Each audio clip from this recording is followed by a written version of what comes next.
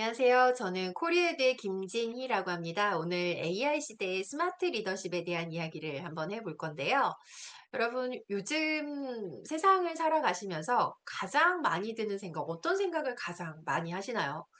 저는 요즘 가장 많이 드는 생각 중에 하나가, 세상 진짜 빠르게 변한다. 라는 생각이 가장 많이 드는 것 같습니다. 자고 일어나면 새로운 것들 나오고, 자고 일어나면 새로운 것들 나오고, 어제까지는 분명히 이게 유행이었는데, 새로 그새 유행이 바뀌었네? 이게 또 이제 새로운 트렌드인가? 뭐 이런 생각들부터 시작을 해서, 심지어 이제 한 2, 3년 전부터 우리 일상에 정말 이제 친구처럼 등장한 생성형 AI라는 것까지 나타나기 시작을 하면서 세상이 진짜 빠르게 변하고 있구나라는 생각을 많이 하게 되는데요.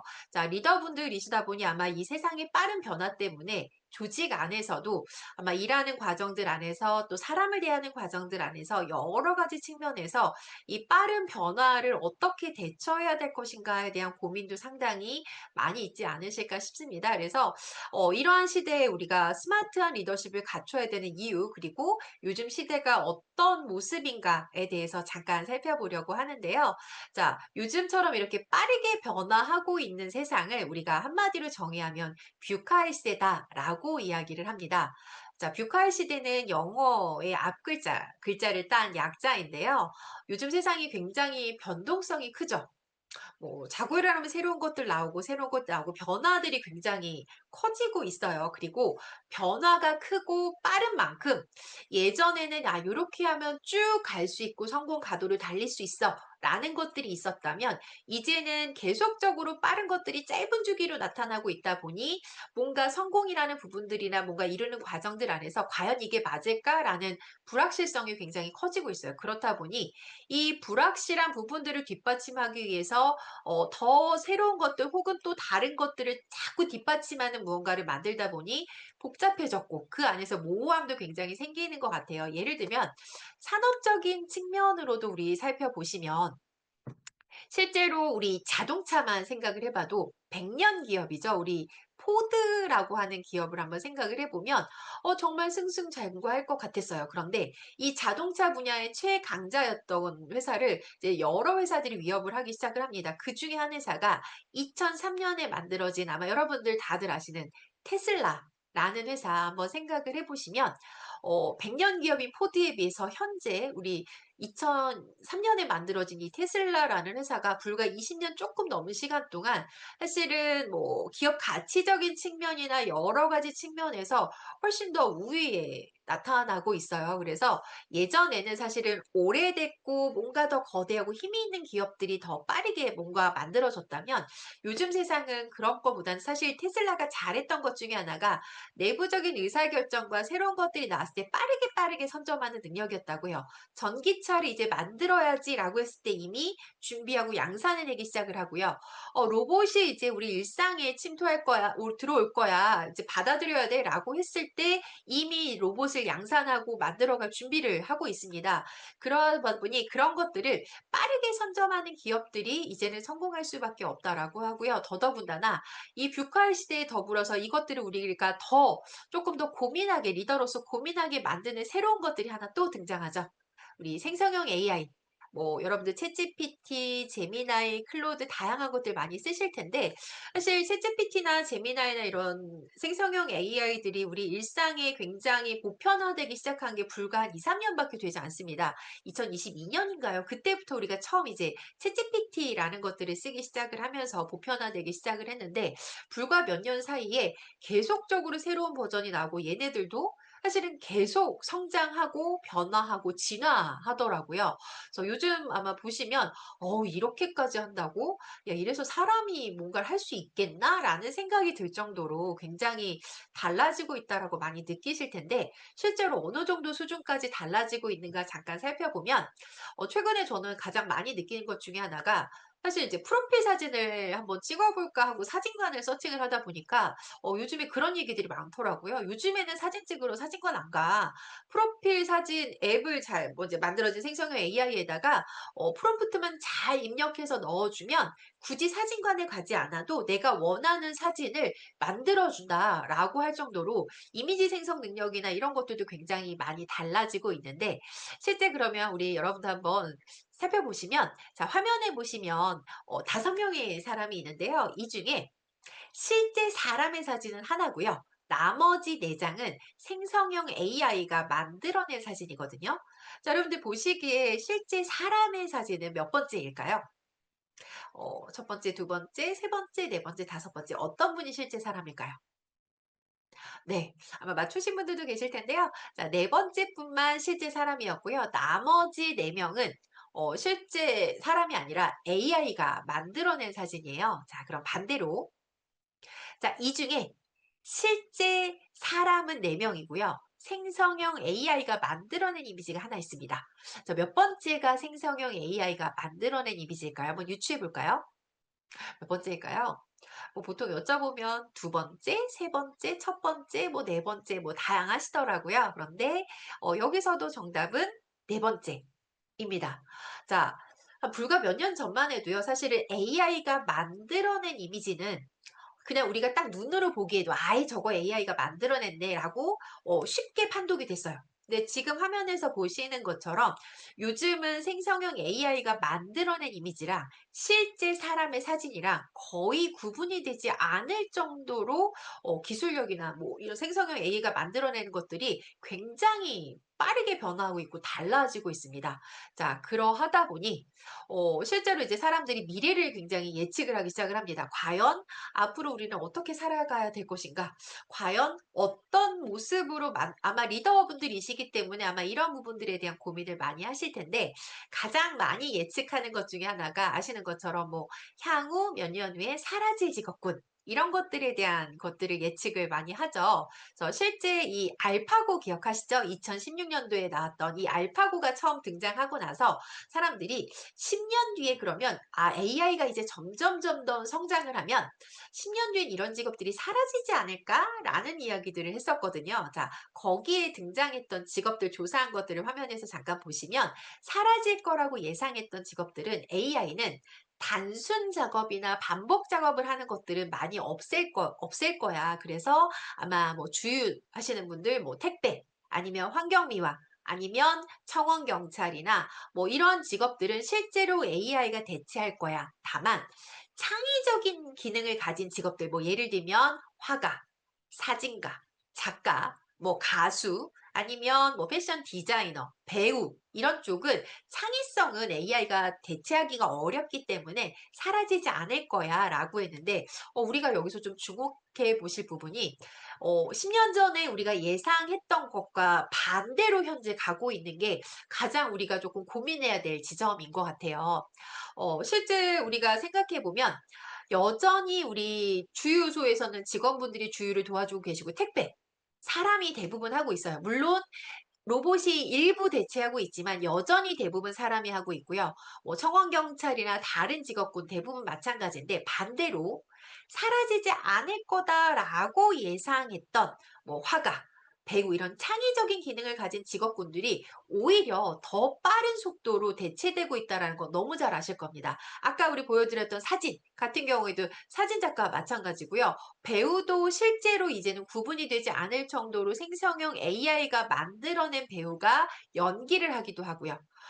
가수 커버곡을 실제로 AI가 다양하게 불러내기도 합니다. 그러하다 보니 앞으로 우리가 조직 안에서 리더로서 발휘될 역량 자체가 과거에 비해서 조금 다르게 진화하고, 또 우리가 그것들을 좀 변화에 익숙해지고 받아들여야 될 부분들이 있는 것 같아요. 자, 그래서 앞으로 그러면 이런 미래에는 우리가 리더로서 어떤 역량들을 갖추는 것들이 필요할까 살펴보면, 크게 뷰카이 시대에는 크게 세 가지가 필요하답니다. 첫 번째는 워낙 빠르게 세상이 흘러가고 있고 조직 내부에서 무언가 빠른 선택과 이런 것들이 잘 이루어지려면 정보 공유가 빨라야 되겠죠.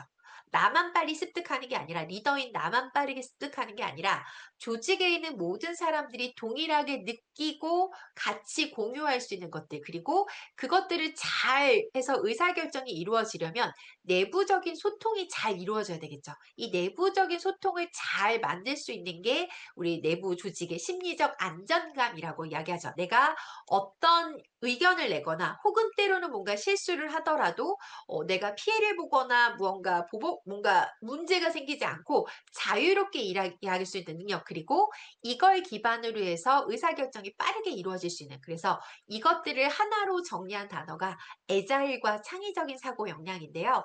애자일이라는 단어 아마 들어보신 적 있으실 겁니다. 조금 더 신속하고 유연하고 민첩하게 라는 것들인데요. 요즘처럼 빠르게 변화하는 환경 안에서는 리더 혼자만 잘해서 무언가 막 이렇게 나를 따르라 식의 리더십이 사실은 이제 사라진 지 오래이긴 하지만 누군가 한 사람만 잘해서 성공하는 세상이 아니다 보니 조직은 특히나 이 안에서 빠르게 의사결정을 하고 무언가 성과를 만들어가기 위해서는 내부적으로 협업을 하고 피드백을 통해서 신속하고 유연하게 움직이면서 다양하고 유연한 사고를 토대로 창의적인 가치를 창출해낼 수 있는 역량이 그 어느 때보다 중요한 시점이고요. 또 리더인 여러분들께 우리에게 필요한 부분일 텐데요. 이러한 애자일하고 창의적인 사고 역량을 기반으로 한 게 스마트 리더십인데요. 스마트 리더십은 복잡한 상황 안에서 사람과 일을 똑똑하게 잘 연결해서 성과를 만들어내는 힘입니다. 그래서 빠르게 판단을 하고 명확하게 정보를 공유하고 이것들을 구성원 각자의 강점에 맞추어서 역할을 잘 명확하게 만들고 이를 기반으로 업무하는 과정들 안에서 디지털 도구를 잘 활용해서 효율성과 발전적인 부분들을 잘 만들어가는 연결의 리더십이다라고 보시면 될 것 같은데요. 자, 스마트 리더십을 조금 더 명확하게 정리를 해서 보면 크게 세 가지 차원으로 우리가 바라봐 주시면 될 텐데요. 첫 번째는 사람. 조직은 어쨌든 사람이 모여 있는 곳이고요. 이 사람이 모여서 우리는 일을 합니다. 그리고 일을 하는 과정들 안에서 기술이라는 것들이 필요하죠. 그래서 그것들을 잘 아우를 수 있는 세 가지의 쌍박자를 잘 교집합을 아우를 수 있는 리더십을 우리가 스마트 리더십이라고 이야기합니다. 자, 그래서 복잡한 상황 안에서도 사람과 일을 똑똑하게 잘 연결해서 성과를 만드는 힘이라고 보시면 되는데요. 자, 조직 안에서 이런 것들을 명확하게 잘 판단을 해서 우선순위와 융통성을 가지고 또 조직 내부에 있는 사람들과 소통, 심리적인 안정감을 잘 발휘하고 공감력을 잘 발휘해서 소통을 잘하고 이걸 기반으로 기술력을 잘 향상시켜서 성공한 스마트 리더십에 잘 발휘한 리더 중에 한 분을 제가 소개해 드리려고 하는데요. 아마 여러분들 잘 알고 계시는 엔비디아의 CEO죠. 젠슨 황 아마 들어보신 적 있으실 텐데 아마 본 적 있으실 겁니다. 이 젠슨 황이 굉장히 이런 뷰카의 시대에 스마트 리더십을 잘 발휘한 사람 중에 하나인데요. 자, 이분이 굉장히 잘했던 것 중에 하나가 일단 첫 번째, 조직 내부에 굉장히 수평 조직을 토대로 해서 소통을 굉장히 원활하게 잘 이루어질 수 있도록 했고, 그걸 기반으로 빠르고 민첩한 의사결정을 잘 수행해서 결과론적으로 이렇게 빠른 세상 안에서 어, 빠른 독점적인 부분들을 잘 확보하였다고 볼 수 있을 텐데요. 실제 우리 젠슨 왕이 어떤 방식으로 소통의 문화를 만들어 갔냐면 처음에 이제 회사를 설립을 하고 나서 처음에 이제 회사에 사장실을 따로 두지 않았대요. 그래서 지금도 사실은 이제 즐겨 이렇게 일을 한다라고 하는데 사장실 따로 두지 않고 어떻게 일을 했느냐? 아침에 이제 노트북을 두고 출근을 해서 쭉 보다가 오늘은 마케팅 팀에 가서 한번 일을 해볼까? 오늘은 기획팀 뭐 이렇게 해서 그냥 마음에 드는 곳에 가서 직원들 옆에 앉아서 같이 일을 하는 거예요. 근데 여러분들 생각해 보시면 대표님이 내가 일하고 있는데 옆에 와서 이렇게 같이 일을 하고 있다. 라고 생각을 해보면 생각보다 사실 편치는 않을 수도 있을 것 같아요. 그래서 초반에 내부에서 조금 불편하다는 이야기들도 좀 있었대요. 그런데 제스왕이 이렇게 했던 이유 중에 하나가 내가 CEO가 이제 최고 의사결정권자에 있다 보니까 어느 순간 보니까 나한테 최종적으로 보고가 들어오는 것들은 중간 보고를 거치다 보니까 아이디어도 굉장히 컷 되는 것들이 많고 내부적으로 빠르게 뭔가 의사결정을 하고 소통을 해야 되는데 그것들도 시간이 굉장히 오래 걸리더라. 그러면 내부적으로 같이 뭔가 빠르게 소통을 하고 각자 실무 담당자가 조금 더 같이 이야기 나눌 수 있는 것들의 문화가 만들어지면 편하게 소통할 수 있는 문화가 만들어지면 조금 더 다양하고 조금 더 신속하게 무언가 의사결정을 하고 나은 성과를 만들 수 있지 않겠나라고 해서 시작을 했는데 초반에는 조금 이제 어려움도 있고 했지만 이제 시간이 지날수록 왜 사람이 또 익숙해지다 보면 또 그러려니 하는 부분들이 있잖아요. 어느 순간부터인가 직원들이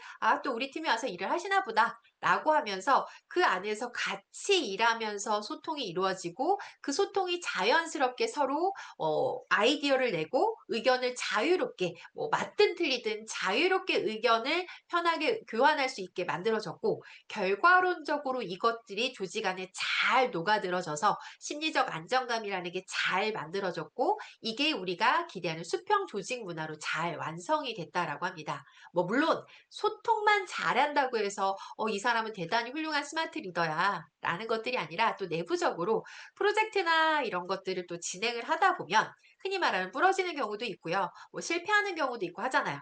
복귀를 하지 말자라는 건 아니지만 항상 실패를 하면 누군가는 책임지고 물러나 누군가가 책임져야 돼 이런 방식이면 사실은 서로 나만 아니면 돼. 라고 회피하거나 하는 경향성들이 높아지고 오히려 위험한 도전을 하지 않으려고 하는 것들이 높아지죠. 그런데 사실은 이러한 시대, 빠르게 변화하는 시대에 성공하기 위해서는, 성장하기 위해서는 어찌 보면 조금 위험해 보이는 것들, 불가능해 보이는 것도 지속적으로 시도하는 것들이 중요하죠. 그래서 그런 것들을 토대로 해서 같이 학습하고 성장할 수 있는 조직 문화를 같이 만들었다라고 해요. 그래서 오늘날 우리가 이야기하는 엔비디아라는 회사의 성장을 만들 수 있었다라고 합니다. 자, 그래서 정리해서 보면 젠슨 왕이 가장 많이 강조했고 고민했던 것 중에 하나가 수평적인 조직 문화. 그래서 우리나라에서도 몇 년 전부터 수평적인 조직 문화를 만들어가기 위해서 실제로 직급이나 직책을 없애고 서로 동등해. 그래서 뭐 이름 뒤에 님을 붙이기도 하고 여러 가지 부분들을 하고 있는데요. 자, 우리 수평 조직에 대해서 잠깐 우리 생각을 좀 해보면 퀴즈를 잠깐 드려볼까요? 자, 모든 구성원들에게 제한을 두지 않고 자율성을 주고 마음대로 하고 싶은 대로 무조건 할 수 있도록 하는 게 수평형의 조직 문화다. O일까요? X일까요? 우리 리더분들의 생각은 어떠하십니까? 네, 뭐 다들 아시는 것처럼 무조건 마음대로 하라고 하는 것들이 수평 조직이 아니다라는 건 너무나 잘 아실 텐데요. 자, 그러면 과연 수평 조직이라는 게 뭐냐? 단순하게 호칭을 떼고 무언가 그냥 행동적인 부분들을 만들어 가자라는 것들이 아니라 모든 사람들에게 발언권의 자유를 부여하고 자유롭게 소통할 수 있고 의견 교류를 할 수 있고 그걸 기반으로 정보가 잘 원활하게 교류가 되고 그걸 토대로 해서 성과를 창출해 낼 수 있는 문화를 우리가 수평 조직 문화라고 합니다. 자, 그러면 수평 조직 문화 안에서 우리는 리더는 어떤 시각을 갖고 어떤 모습들을 갖추어야 될 것인가? 일단 첫 번째, 수평 조직에서는 정보가 빠르게 흘러갈 수 있어야 되고요. 그 안에서 각자 역할이 굉장히 명확해야 되죠. 그리고 그것들을 토대로 해서 서로가 실무자가 그냥 무조건 방임하자라는 것들이 아니라 모두가 그냥 동의하고 예스 해서 뭔가 할 때까지가 아니라 책임자가 책임을 갖고 있는 그 실무 담당자가 본인의 판단에 의한 자율성을 가지고 빠르게 판단을 하고 그걸 전체 내부 구성원과 함께 의사결정을 잘 할 수 있도록 만들어가는 그러면 그 과정들 안에서 리더는 수평 조직이라고 해서 그럼 시키지 말고 그냥 각자 알아서 해. 나는 지켜볼게. 흔히 말하는 방임이 아니라 조금 더 맥락을 제시하고 의견을 조율할 수 있도록 조직 문화를 만들고 같이 성장하고 변화하는 것들을 우리가 스마트 리더십이라고 이야기할 수 있겠죠. 자, 그러면 스마트 리더십에는 크게 6가지의 핵심 역량이 필요합니다. 자, 첫 번째는 우선순위를 판단하고 민첩하게 무언가를 판단해 내려면 전체적인 상황을 잘 판단할 수 있는 능력이 있어야 될 거고요. 또 조직 안에서 원활하게 소통을 잘 이끌어내고 그 과정들 안에서 협업도 잘 유도해야 될 겁니다. 그리고 실패하거나 했을 때 또 성장할 수 있고 무언가를 만들어갈 수 있는 학습의 민첩성과 또 기술력과 디지털과 AI 활용 능력을 기반으로 해서 더 효율적인 부분들을 만들어가는 것들, 그리고 이것들을 결과론적으로 최종적으로 만들어가는 과정의 중심에는 사람이 있죠. 그러면 그것들을 이용하고 만들어가고 성과를 창출하고, 또 이걸 성과를 토대로 해서 그걸 이용하는 우리가 만나고 있는 뭐 고객, 이런 사람들도 우리가 모두가 책임감을 가지고 공감대를 형성하면서 만들어갈 수 있는 능력들, 크게 이 6가지의 능력들을 우리가 스마트 리더십이 갖춘 핵심 역량이라고 할 수 있는데요. 자, 그중에서 우리가 가장 어 중요하게 생각해 주셔야 될 키워드, 스마트 리더로서의 패러다임은요. 일단 리더는 지시하고 무조건 말하는 사람이 아니라 묻고 질문하고 소통하는 사람이다, 라고 생각을 해 주시면 될 것 같습니다. 자, 그러면 묻고 질문하고 소통하는 리더는 어떤 질문을 가져가야 될 것인가? 특히 요즘은 생성형 AI나 이런 것들 때문에 판단하고 의사결정을 하고 우선순위를 정하고 하기 위해서는 실제로 리더 스스로도 질문력을 잘 갖추는 것들이 중요하다라고 하는데요. 자, 그러면 어떤 방식으로 질문을 해야 될 것인가? 화면에 보시면 가로가 있고 아래 여러 단어들이 있는데요. 어떤 질문력을 기반으로 내가 일을 해 나아가는 게 조금 더 스마트 리더십을 잘 발휘할 수 있는 리더인가? 가로 안에 어떤 단어가 들어가면 좋을까요? 같이 한번 살펴보시면, 일단 첫 번째, 무엇을 하라는 걸까? 그리고 두 번째, 왜 이 일을 해야 되는가? 그리고 이것을 통해서 알아야 하는 건 과연 무엇인가? 이 일의 결과는 어떤 모습이어야 될까? 그리고 이 일의 결과를 나는 누구에게 보고하고 공유해야 되는가? 이 일의 결과를 어디에 어떻게 활용하려고 하는가? 그리고 언제까지 해야 되고, 어떠한 방법으로 해야 되고, 어떠한 형식으로 보고가 돼야 되고, 누구의 협조를 받아야 하는가? 어찌 보면 보통 우리가 팀원들에게 요구하는 능력이기도 하지만, 리더 스스로도 업무를 하는 과정들 안에서 내 스스로도 이런 부분들을 고민해 보는 것들, 그리고 구성원들에게 이러한 방식으로 질문을 토대로 해서 본인들 스스로 판단할 수 있는 능력들을 키워주는 것들이 우리가 스마트 리더로서 해주셔야 될 스마트 리더십의 가장 첫 번째 키워드인 질문력입니다. 그리고 이러한 스마트한 리더십을 잘 키워나가야 되는 이유는, 결과론적으로 정리를 해서 보면 리더에게 현재 스마트 리더십이 중요한 가장 큰 이유는 결과로는 지속 가능성입니다. 어쨌든 조직이 됐건 무언가 지속 가능하도록 만들어 가려면 변화 안에서 무언가 새로운 것들을 창출하고 만들어가는 과정들 안에서 리더가 어떠한 영향력을 발휘하느냐가 굉장히 중요하겠죠. 그리고 그 중심에 계신 여러분들께서 오늘 같이 잠깐 이야기 나누셨던 스마트 리더십에 해당하는 다양한 역량들을 잘 키워 나가신다면 지금보다 더 나은 모습으로 지속 가능한 부분들을 만들어갈 수 있지 않을까 싶습니다. 자, 오늘 스마트 리더십은 여기까지 이야기 나누고요. 또 다음번에 다른 주제로 다시 인사드리도록 하겠습니다. 고맙습니다.